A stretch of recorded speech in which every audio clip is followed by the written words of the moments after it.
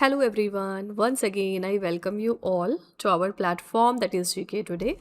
And this is our daily current affairs quiz जहाँ पर हम डेली बेसिस पे मोस्ट इंपॉर्टेंट 10 करंट अफेयर्स को डिटेल में देखते हैं along with the static GK part as well.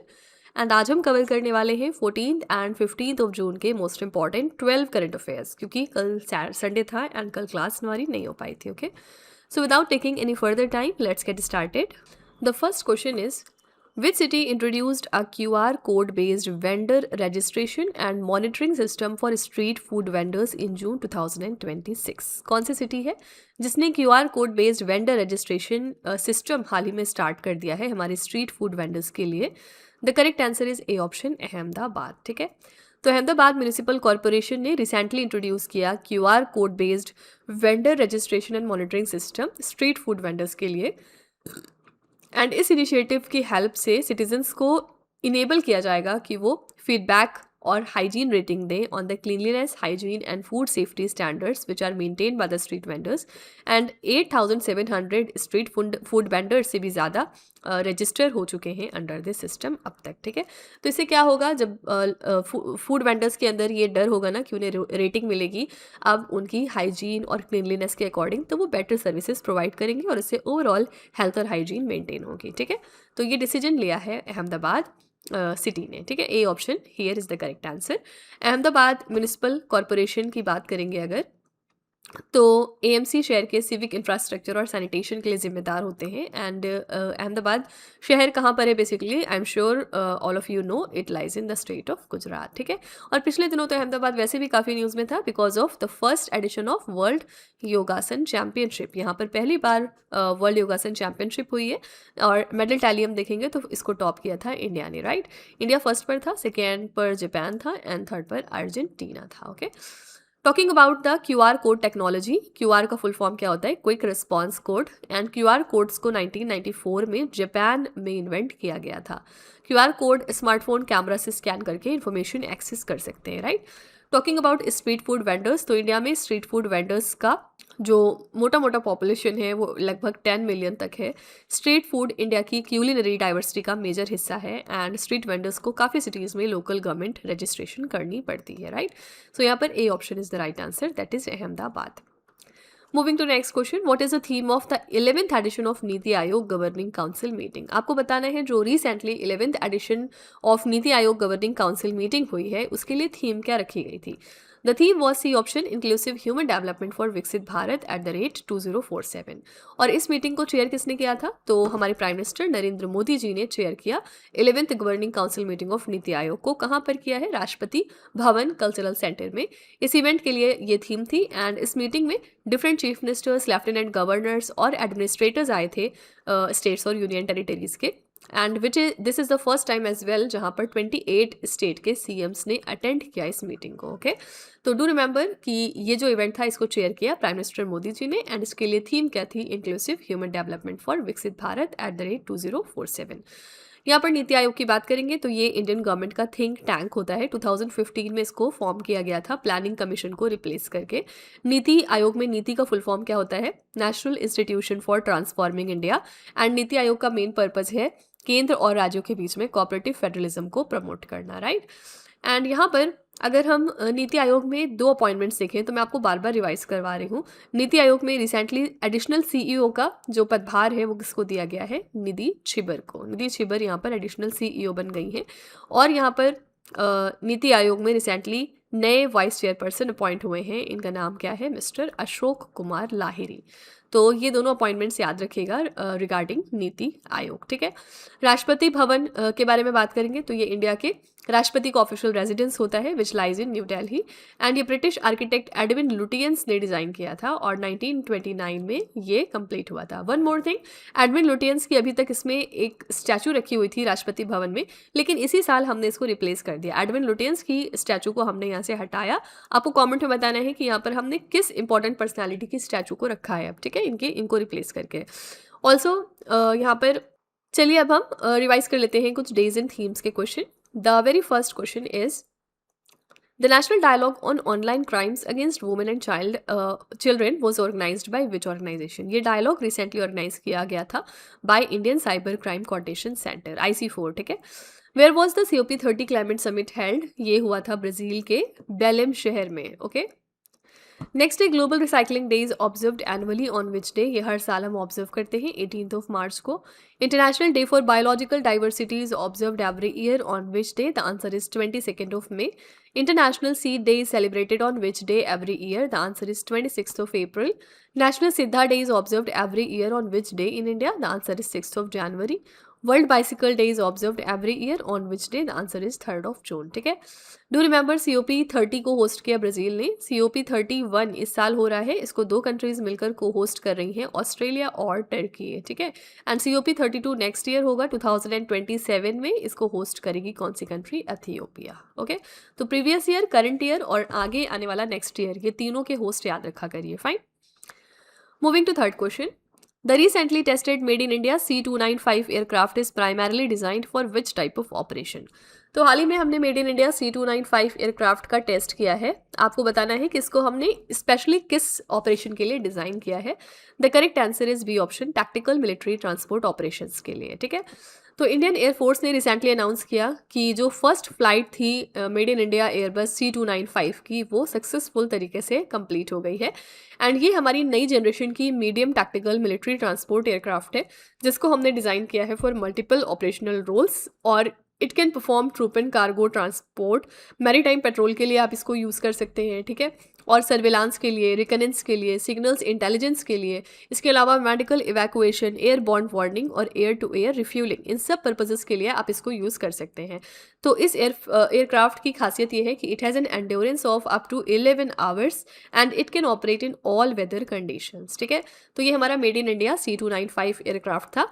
Primarily हमने इसको डिज़ाइन किया है for tactical military transport operations, okay.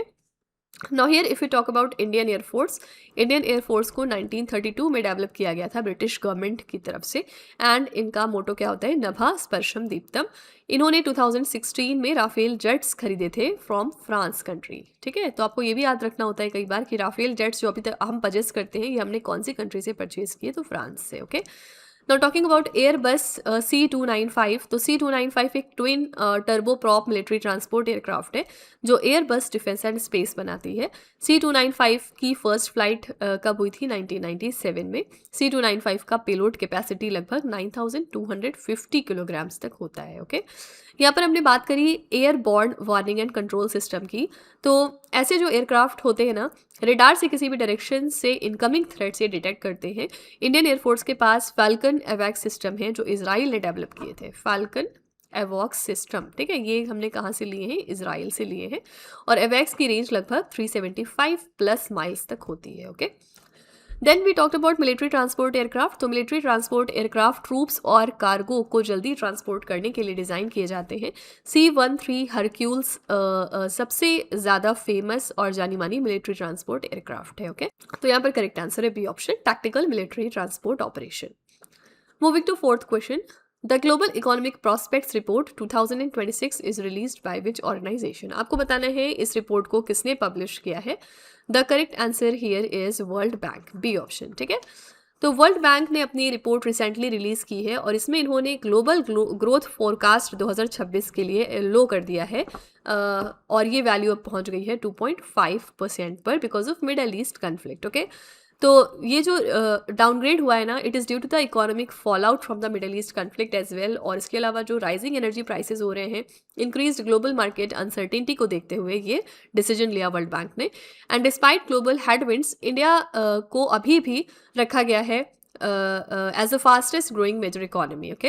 India की GDP is projected to grow at 6.6%। Do remember this value, 6.6% in financial year 2026-27, and 2025 में ये हमारा growth कितना expect किया गया था? 7%, ठीक है। तो वर्ल्ड बैंक ने फर्दर ग्रोथ प्रोजेक्ट किए हैं 2027 में 7.2% का एंड 2028 में 7.0% का ग्रोथ, ओके। तो ये जो फैक्ट्स हैं ना, इसमें से कुछ ही फैक्ट्स आपको ध्यान में रखने हैं, बाकी सारे फैक्ट्स आपको ऐसे राइटिंग में काम आएंगे। लेकिन आपको ये बात याद रखनी है कि ग्लोबल इकोनॉमिक प्रॉस्पेक्ट रिपोर्ट कौन सी ऑर्गेनाइजेशन रिलीज करती है, तो वर्ल्ड बैंक। ठीक है, वर्ल्ड बैंक की फॉर्मेशन कब हुई थी? 1944 में, ब्रेटन वुड्स कॉन्फ्रेंस के बाद।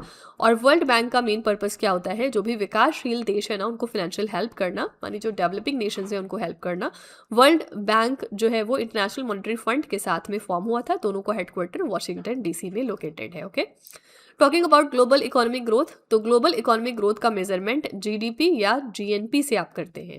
और अगर इकोनॉमिक ग्रोथ रेट 2 to 3% के बीच होना तो इकोनॉमी को सेहतमंद माना जाता है, मींस अच्छी इकोनॉमी उसको हम कहते हैं। लगातार लो इकोनॉमिक ग्रोथ से रिसेशन किसी भी इकोनॉमी में आ सकता है। ठीक है, और मिडल ईस्ट कॉन्फ्लिक्ट तो हम देख ही रहे हैं किस तरह से ये वन ऑफ द पुराने कॉन्फ्लिक्ट है जो फिर से अराइज हो चुका है। और यहाँ पर अभी तक कौन कौन सी कंट्रीज लड़ रहे थे आपस में? Iran versus Israel plus US. Israel और यूएस एक तरफ थे और ईरान दूसरी तरफ था। ठीक है, और इसी के साथ कुछ दिनों पहले इजराइल ने ईरान के ऊपर अटैक करने के लिए कौन सा एक ऑपरेशन लॉन्च किया था? इसका नाम था ऑपरेशन रोरिंग लॉयन। ठीक है, और यूएस ने लॉन्च किया था यहाँ पर एक ऑपरेशन जिसका नाम था ऑपरेशन एपिक फ्यूरी। और इस अटैक के बाद ईरान के जो सुप्रीम लीडर थे आयतुल्ला अली खामनेई, इनको इन्होंने मार गिराया। एज अ रिजल्ट यहाँ पर मुज्तबा खामनेई नए सुप्रीम लीडर बन गए। ठीक है, तो ये सारे करंट अफेयर्स एक दूसरे के साथ रिलेटेड है, कुछ भी भूलिएगा नहीं। ठीक है, और रिसेंटली ऑपरेशन नस्र लॉन्च किया गया है। आपको कमेंट सेक्शन में बताना है कि ऑपरेशन नस्र ईरान ने लॉन्च किया या फिर इजराइल ने लॉन्च किया या फिर यूएस ने लॉन्च किया। किसने लॉन्च किया है ऑपरेशन नस्र और किसके अगेंस्ट? तो इसका आंसर आपको कमेंट में जाके लिखना है। ठीक है, इसी के साथ चलिए हम थोड़ी सी रिपोर्ट्स के क्वेश्चन रिवाइज कर लेते हैं। The first question is Which institution released the report titled as Achieving Efficiencies in MSME Sector Through Convergence of Scheme? ये रिपोर्ट रिलीज करी है नीति आयोग ने। Which organization released the State of Social Justice, a Work in Progress report 2025? This report is given by International Labour Organization. The Global Appeal 2026 report has been released by which organization? The answer is International Organization for Migration. LEADS report 2025 was released by which organization? So ये report दी है DPIIT ने, department for promotion of industry and internal trade. Which institution released the report titled as India's Blue Economy Strategy for Harnessing Deep Sea and Offshore Fisheries? ये report publish की नीति आयोग ने again. According to the recent renewable energy report, what is India's global rank in installed renewable energy capacity? इस मामले में India की rank है third. India secured which rank in the Asia Power Index 2025 released by the Lowy Institute? This is the third rank. Okay. Also do remember कि अगर हम solar market के terms में बात करें तो India recently second largest solar market बन चुका है।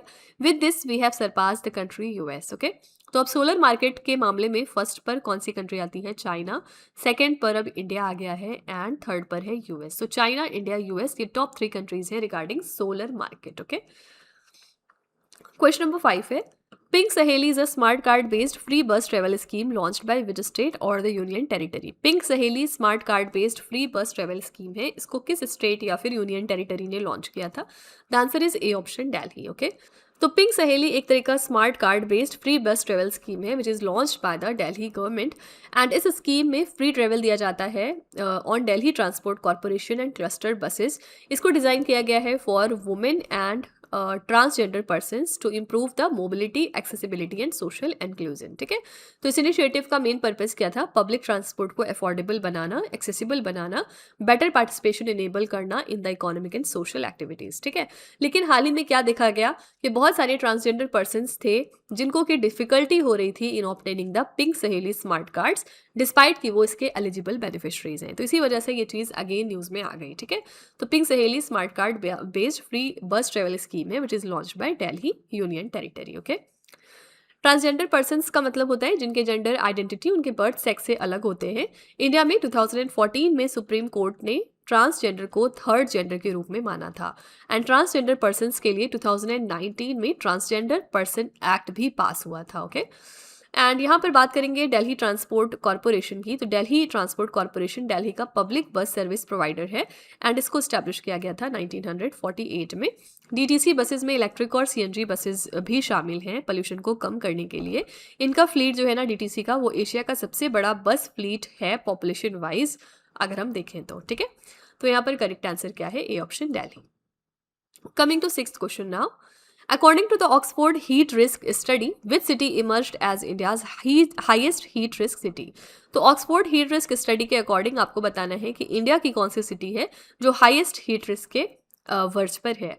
The correct answer is again Ahmedabad, A option. ठीक है, यूनिवर्सिटी ऑफ ऑक्सफोर्ड की एक स्टडी सामने आई है जिसमें इन्होंने 14 इंडिया की सिटीज को शामिल किया among the world's top 50 high heat risk cities. ठीक है, अहमदाबाद इंडिया में फर्स्ट पर है, लेकिन ओवरऑल इसकी रैंक जो है वो सेकंड है ग्लोबल लेवल पर। एंड नागपुर की रैंक है यहाँ पर 4th, मदुरई की 7th एंड चेन्नई की 50th। ये 4 सिटीज तो टॉप 50 में ही इंक्लूडेड हैं। एंड इसके अलावा अल बसरा सिटी को रैंक किया गया एज फर्स्ट, क्योंकि ये जो सिटी है ये हाईएस्ट हीट रिस्क को फेस कर रही है। इस स्टडी में कंपोजिट हीट रिस्क इंडेक्स को यूज किया जाता है, which is based on hazard exposure, vulnerability and coping capacity.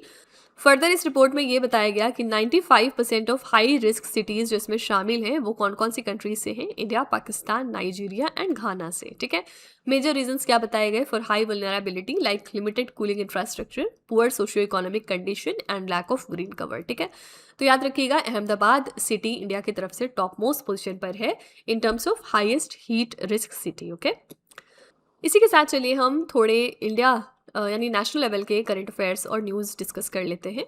In June 2026 a new regional meteorological centre was inaugurated in which city of Uttar Pradesh? Recently इसका इनॉग्रेशन हो गया उत्तर प्रदेश की capital Lucknow में। The C2S chips to startup programme was launched by which ministry? इसको launch किया ministry of electronics and IT ने।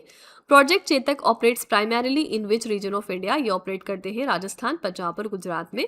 The Punjab Sikhya Kranti 2.0 initiative is related to which sector? The answer is education.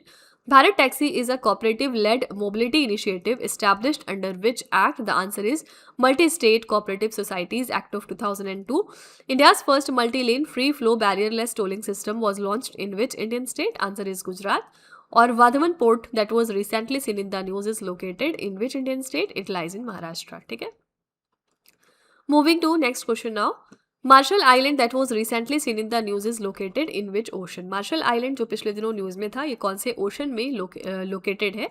The correct answer is A option, Pacific ocean.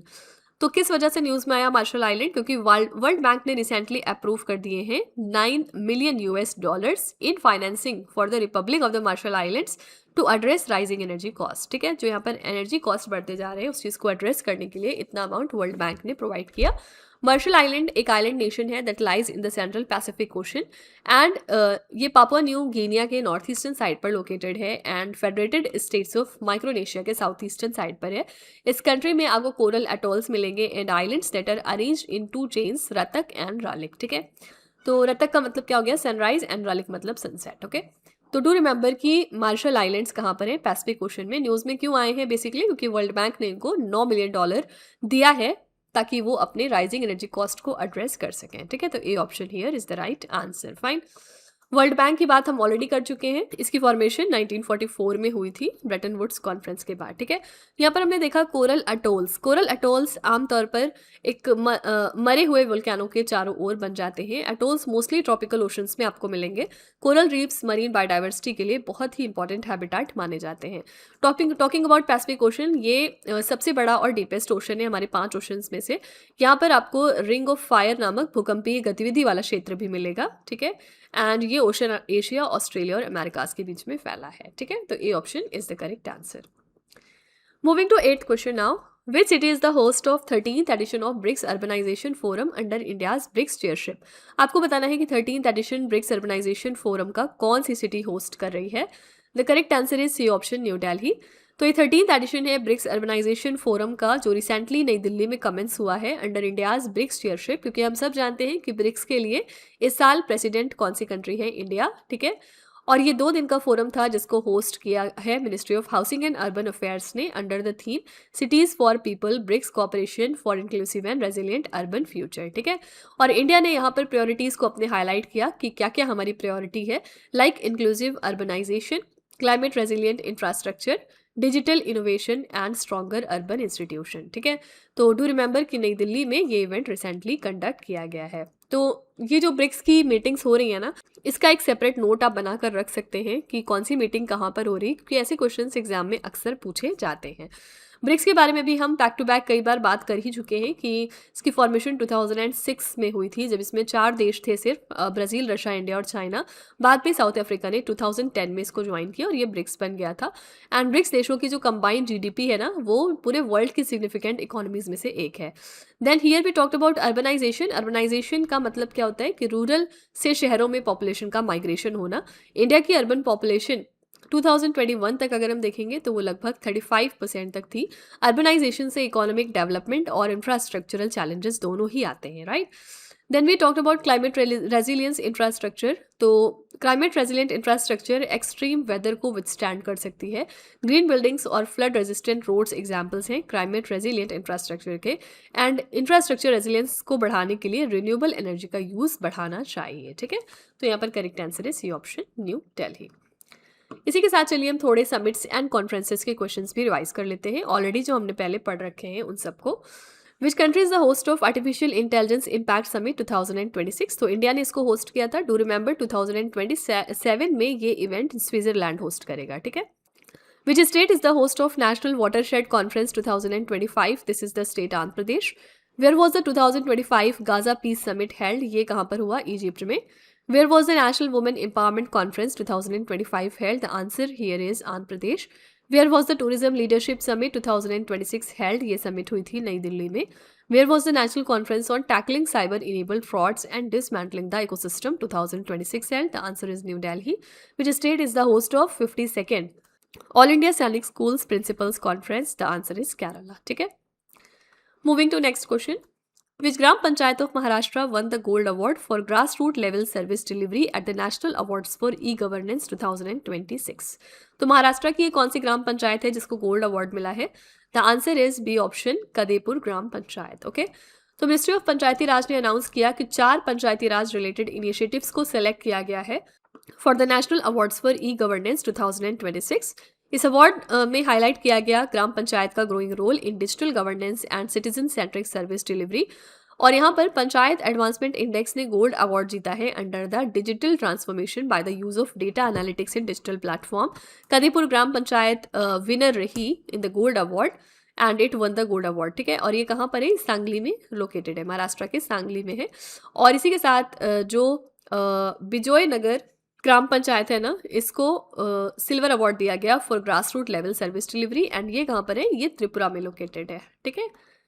ई आरोग्य धामनी of जिला परिषद नंदुरबार महाराष्ट्र को gold award मिला for improving health care delivery in tribal and remote areas through digital tool, ठीक है।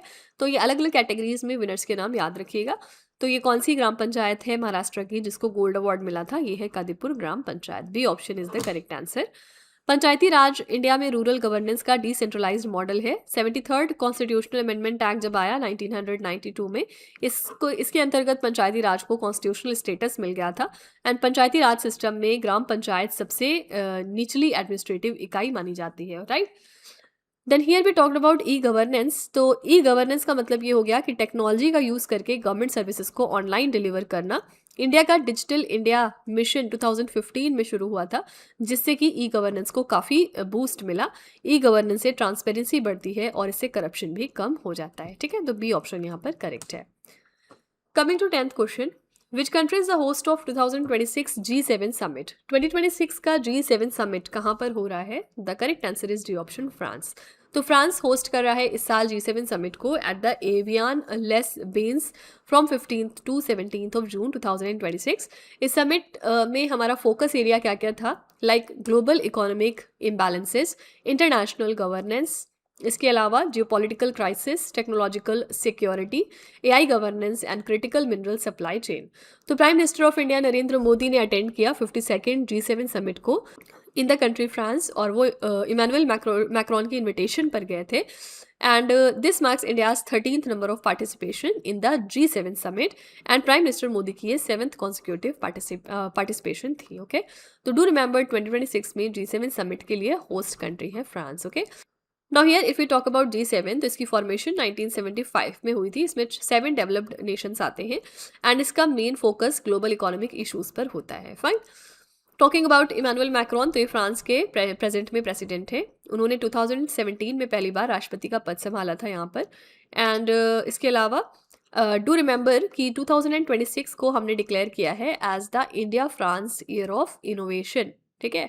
और इसके अलावा 2026 को यूनाइटेड नेशंस ने डिक्लेयर किया था as the international year of women farmer, मतलब जो हमारी फीमेल फार्मर्स हैं उनको ये साल डेडिकेटेड था। ओके, चलिए हम इसी के साथ कुछ इंटरनेशनल न्यूज़ भी देख लेते हैं, यानी ऐसी कंट्रीज़ के बारे में बात कर लेते हैं जो फॉर सम रीज़न न्यूज़ में आई। The first question is, the Teik-Shima dispute that was recently seen in the news is a long-standing territorial conflict between Japan and which country? ये dispute कौन सी दो countries के बीच का है? तो जापान और south Korea के बीच का। The Global Heat Health Information Network was launched in which year? ये launch हुआ था 2016 में। Uchral Nyam Osor has been appointed as the new Prime Minister of which country? ये नए प्राइम मिनिस्टर बने मंगोलिया के लिए।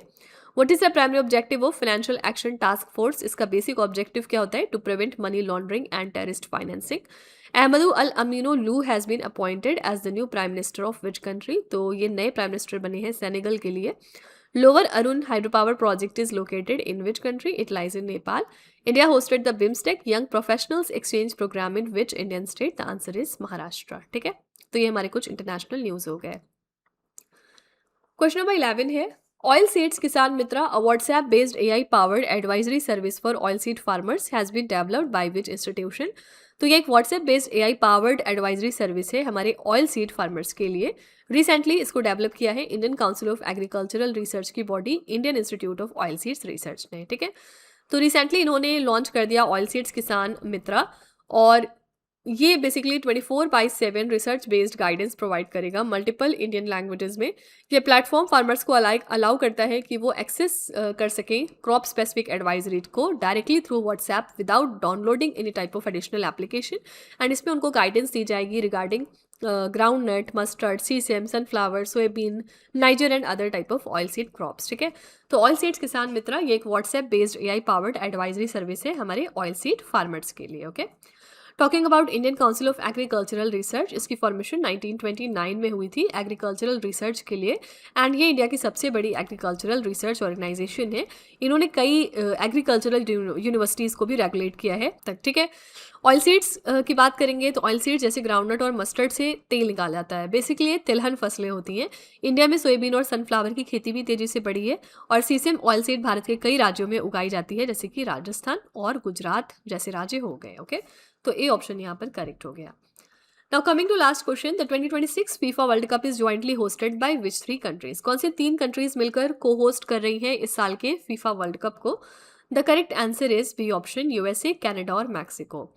तो 2026 का FIFA World Cup already Mexico में स्टार्ट हो चुका है, एंड ये फुटबॉल का बिगेस्ट टूर्नामेंट होता है। ओपनिंग मैच जो है वो मैक्सिको वर्सेस साउथ अफ्रीका के बीच हो रहा है इन ग्रुप पे, and this is the largest FIFA World cup in history, जहां पर पहले 32 टीम्स सिर्फ पार्टिसिपेट करती थी, लेकिन अब इस साल 48 टीम्स यहां पर पार्टिसिपेट कर रही हैं, एंड 104 मैचेस खेले जाएंगे, 72 ग्रुप स्टेज मैचेस और 32 नॉकआउट मैचेस। तो इस टूर्नामेंट को ज्वाइंटली होस्ट कर रहे हैं US, कनाडा और मैक्सिको, और सिर्फ अब तक 8 नेशंस ऐसे हैं जिन्होंने फीफा वर्ल्ड कप जीता है। These countries are Brazil, Italy, Germany, Spain, Argentina, England, France and Uruguay, ठीक है। तो ये सिर्फ 8 नेशंस हैं जिन्होंने अब तक इस कप को जीता है। एंड लास्ट में चलिए हम थोड़े से बस स्पोर्ट्स करंट अफेयर्स देख लेते हैं। The first question is which Indian city is the host of world para athletics grand prix 2026? इसके लिए होस्ट सिटी है new Delhi. Which Indian player has been declared as the outstanding men's player of the year 2025 by the Asian Squash Federation? This is Abhay Singh. The Nari Shakti Vandan Run is organized by which ministry? The answer is Ministry of Youth Affairs and Sports. Which state is the host of Khelo India Tribal Games 2026? This is Chhattisgarh. Which tennis player won the Australian Open men's singles title 2026? ये जीता था Carlos Alcaraz ने। Which country won Blind T20 Women's Cricket World Cup 2025? ये जीता India ने। Which country won the Asia Cricket Cup 2025? The answer is Pakistan, ठीक है। Carlos Alcaraz की कंट्री क्या है? ये स्पेन को बिलोंग करते हैं, एंड इन्होंने फाइनल्स में किसको हराया था? नोवाक जोकोविच को, और ये सर्बिया कंट्री के प्लेयर थे। फाइन। तो friends, with this we are done with our today's 12 current affairs, और लास्ट में हम रिवीजन करते हैं एक दिन पहले के क्वेश्चंस का। तो चलिए हम एक बार क्विक रिवीजन कर लेते हैं सैटरडे वाले क्वेश्चंस का। Tezpur lychee which was recently exported to Dubai belongs to which Indian state? ये प्रोडक्ट है कहाँ का? The correct answer is Assam. The Rahavir scheme was launched by which ministry? The answer is Ministry of Road Transport and Highways. The world's tallest underwater human stack was created in which state or the union territory? तो recently ये create हुआ Andaman and Nicobar islands पर. The 114th International Labour Conference was held in which country? ये conference हुई Switzerland में. What is the name of the operation launched by Gujarat Police to trace the missing persons and reunite them with their families? इस operation का नाम है Operation मिलाप. Srishti Kiran, who recently became the world #1 under-13 tennis player, belongs to which city? So she is from Bengaluru. International Day of Play is observed annually on which day? The answer is 11th of June. Which city has become the first in India to be integrated under the Easy Connect flight model? The answer is Varanasi. Next है Mindanao Island, recently seen in the news due to an earthquake, is located in which country? It lies in Philippines. The report Solar PV Potential of India Floating Solar was released by which organization? ये report दी थी ministry of new and renewable energy ने. ठीक है, तो ये हमारे Saturday वाले day के क्वेश्चंस हो गए. तो फ्रेंड्स विद दिस हमारा सेशन यहाँ पर कंप्लीट होता है. ऑल्सो मैंने कल एक क्वेश्चन पूछा था कि कितने लोग हिंदी में पढ़ना चाहते हैं इंग्लिश में या इंग्लिश में. तो आप में से लगभग 95% लोगों ने बोला है कि वो हिंदी प्लस इंग्लिश की लैंग्वेज में कंफर्टेबल है, मीन्स इंग्लिश जिसको हम कहते हैं. तो अभी फ़िलहाल हम लोग फिर इसी लैंग्वेज को कंटिन्यू करेंगे. ठीक है, एंड आप में से कुछ लोग मेरी हेल्थ के लिए कंसर्न थे कि मैम आपको कफ़ हुआ है क्या. तो येस, थोड़ी सी प्रॉब्लम है कफ़ की, तो प्लीज़ आप मेरी वॉइस के साथ एडजस्ट करिएगा, कॉपरेट करिएगा. 1-2 दिन में आई एम श्योर कि ये काफ़ी बेटर हो जाएगा. ओके, तो before winding up let me tell you that this questions are part of our daily 20 MCQs quiz series in GK today Android application. तो आप इस एप्लीकेशन पर जाकर यहाँ से इस सीरीज़ को सब्सक्राइब कर सकते हैं bye paying a very nominal fees, जिसके बाद आपको डेली बेसिस पे 20 क्वेश्चंस प्रोवाइड किए जाएंगे डिटेल्ड एक्सप्लेनेशन के साथ. तो इससे आपकी प्रिपरेशन और भी ज़्यादा बेहतर हो जाएगी. ठीक है, तो फ्रेंड्स हम कल मिलेंगे अब कल के लेक्चर में. Till then stay tuned. Thank you so much for watching. Also don't forget to like, share and subscribe our channel.